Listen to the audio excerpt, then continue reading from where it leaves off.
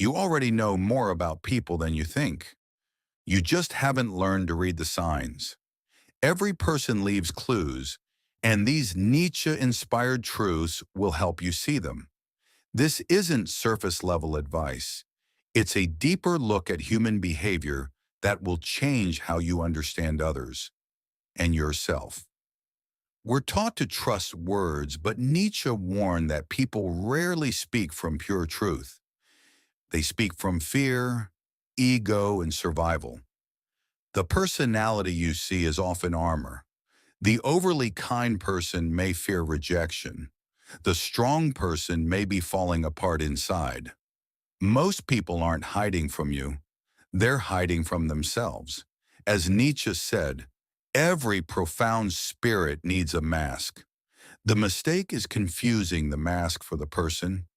People constantly leak the truth, not through words, but through tension, hesitation, nervous laughter, and sudden changes of subject.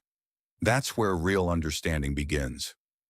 Truth number one, everyone wears a mask to survive. Watch what makes people uncomfortable. That's where the real person appears. Truth number two, what people criticize often reveals what they're hiding in themselves. We attack traits we're afraid to face. Truth number three, silence reveals more than words. Avoided topics and rehearsed answers expose hidden fears. Truth number four, excessive virtue can be disguised vanity. Real goodness doesn't need an audience. Truth number five, people lie to themselves before they lie to others. Self-deception is often a defense mechanism. Truth number six, superiority often hides inferiority. The louder someone needs to prove themselves, the less secure they usually feel.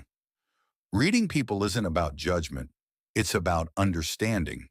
Behind arrogance is often fear, behind confidence, insecurity, behind control, chaos.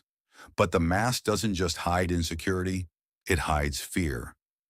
Most actions are driven by unconscious fears, fear of rejection, abandonment, failure, or being forgotten. Instead of asking what people want, ask what they're afraid of losing. Criticism is often projection. The person judging others may be revealing their own hidden struggle. False confidence frequently masks guilt, while exaggeration exposes insecurity. The louder someone says, "I don't care," the more they often do. People who obsess over control are usually fighting inner chaos. Those constantly performing for attention may secretly fear they're invisible. What looks like power is often a plea to be seen.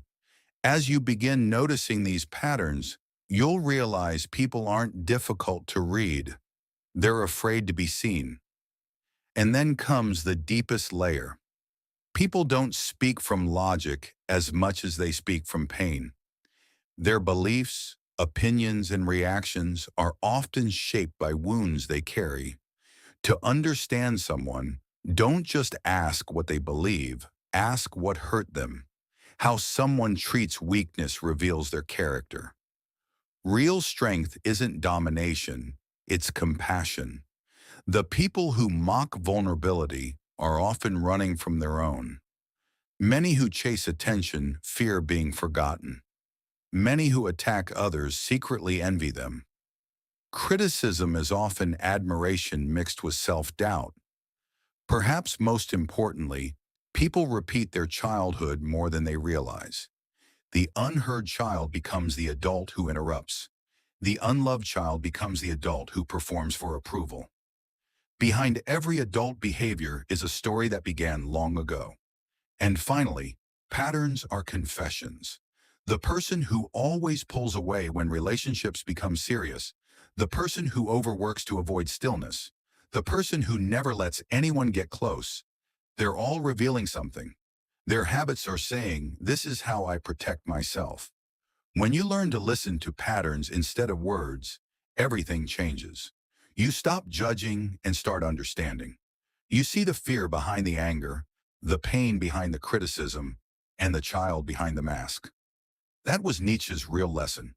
Not how to control people, but how to see them clearly. And the more clearly you see others, the more clearly you see yourself. Because every truth in this video is also a mirror. The traits you judge in others often exist within you. The qualities you admire are often the ones you're meant to develop.